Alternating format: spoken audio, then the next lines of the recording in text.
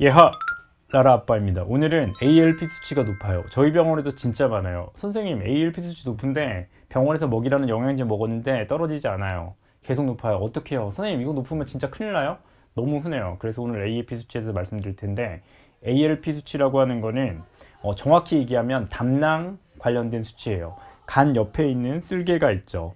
간에서 만든 지방 소화를 돕는 물질이 담낭이라고 하는 주머니에 저장되어 있다가 우리가 지방이 포함된 음식 아니면 어떤 음식을 먹었을 때 호르몬에 의해서 장으로 그 담즙액이 흘러가게 되어 있는데, ALP 수치가 높다라고 하는 거는 그 담즙액이 뭔가 정체되어 있다, 저류되어 있다, 장으로 쭉쭉쭉쭉 빠져야 되는데 나가지 않는다. 왜 장으로 담즙액이 안 나갈까요? 담즙액이 좀 떡져 있으면 그러겠죠. 슬러지처럼 뭔가 이렇게 떡져 있으면, 뭉쳐 있으면 그러면 그럴 수가 있으니까, 우리가 흔히 얘기하는 우루사라든가 이런 걸 먹으면 조금 더 묽게 할 수 있거든요.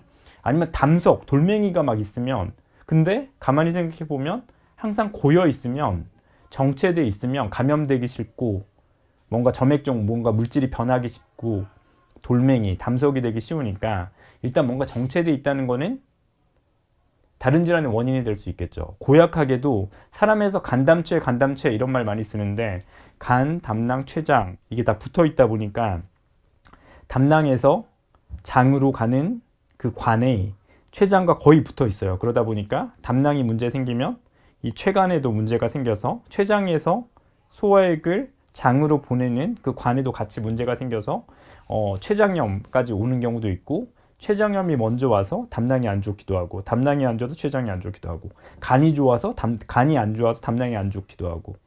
여튼 이게 다 연결돼 있어요. 간, 담낭, 췌장 서로가 서로의 원인이 되는. 관리가 필요한 질환인 건 명확한데 일단은 일희일비하지 마시고, 왜냐하면 이 질환 자체가 좋아졌다 나빠졌다 좋아졌다 나빠졌다 할 수 있어요. 그래서 우리 사랑하는 보호자님들, 우리 아이 ALP 수치가 떨어지지 않는다고 너무 놀라지 마세요. 원래 그런 경우 되게 많아요. 그래서 담즙 정체 있구나. 그래서 ALP 수치가 높은 거는 대부분은 노령인 경우가 많아요. 노령에서는 그냥 어쩔 수 없이 마치 우리가 하수구 막히듯이 뭔가 찐득찐득해지고 막히는 경우, 이런 경우는 치료가 잘 안 되겠죠. 평생 계속 높은 경우가 많으니까 관리를 하면 되겠죠. 방금 말씀드렸던 담낭염, 담석, 췌장염, 간부전 다른 질환이 되지 않도록 관리하는 게 맞겠죠. 또 하나의 큰 원인은 쿠싱이라고 하는 호르몬 질환, 부신피질 기능 항진증이라고 하는데, 이런 호르몬 질환이 있으면 ALP 수치가 꾸준히 높을 수 있어요. 그래서 ALP 수치가 계속 높다, 아이가 물을 엄청 많이 먹는다, 밥을 엄청 많이 먹는다, 배가 불룩하다, 그러면 쿠싱 검사는 기본적으로 해야 되는 검사예요. 또 하나는 공포성 간병증이라고 해서 뭔가 간에 이런 초음파를 봤는데 뭔가 간에 이상 소견이 있을 수도 있어요. 그래서 일단 ALP 수치가 높으면 초음파 검사를 보는 건 기본 검사겠죠. 왜냐하면 뭔가 간에 공포성 변화가 있는지, 쿠싱, 부신의 크기는 정상인지, 담낭 슬러지는 얼마나 차 있는지, 담관은 얼마나 확대되어 있는지, 확장되어 있는지, 췌장의 상태는 괜찮은지.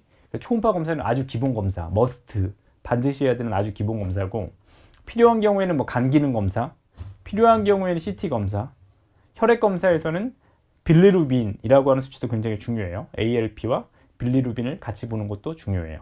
초기 간 종양에서도 이런 수치들이 올라갈 수 있는데, 그런 것도 초음파 검사도 중요하고, 뭔가 필요하면 CT까지 촬영을 할 수 있겠죠. 하지만 간 관련된 수치 질환들이 굉장히 고약한 게 생검을 하기 전까지는 정확히 모르는 경우가 많아요. ALT 수치가 너무 높다, 생검하기 전까지는 모르는 경우가 많으니까, 담낭도 마찬가지예요. 뭔가 담즙액을 검사한다든가 간을 검사한다든가 이렇게까지 모르는 경우들이 많으니까, 우선은 초음파 검사 기본, 그리고 병원에서 하라는 검사들을 하되 꾸준히 관리해야 되는 질환으로 보호자님께서 이해하셨으면 좋겠고, 그게 오늘 영상을 촬영하는 목적이에요. 어떻게 관리해야 될까요? 첫 번째는 췌장염과도 관련이 되어 있을 수 있으니까 체중이 가장 중요하죠. 반드시 정상 체중으로 나이 들게 해주시고, 두 번째는 담즙액이라고 하는 게 지방을 먹으면 안 그래도 차가 밀리는 도로에 차가 더 많아져요. 그러니까 안 그래도 관이 막 막혀 있는데 액이 더 나와요. 그러면 더 이게 담관이 확장되고 2차적으로 췌장염이 오거나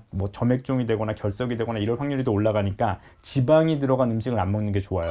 담낭 점액종에 고단백을 먹으면 안 된다라고 잘못 알고 계시는 분들이 많은데, 고단백이 위험한 게 아니라 지방이 위험하니까 노른자가 위험하고 소고기가 위험하고 돼지고기가 위험하고 병원에서 파는 간식이 위험하니까 지방이 들어간 음식 먹이지 마시고 적절한 체중 유지하시고 단백질은 저는 이상이 없다면 SDM이나 UPC, 신장이 정상이면 먹여도 된다고 생각을 하고 꾸준히 병원에서 처방받는 간보호제 먹이시고 최소 6개월, 권장은 3개월 초음파 검사나 혈액 검사를 하시는 걸 권장해요. 정기적으로 평생 꾸준히 관리해야 되는 질환이고 영양제도 꼭 먹이셨으면 좋겠고 이런 관리를 받고 아이가 다른 2차적인 담낭염, 담석, 점액종, 췌장염 이런 다른 질환들로 발전하지 않도록 관리가 잘 됐으면 좋겠어요. 도움이 되셨으면 좋겠고요. 긴 시간 시청해 주셔서 감사합니다. 행복한 하루 되세요.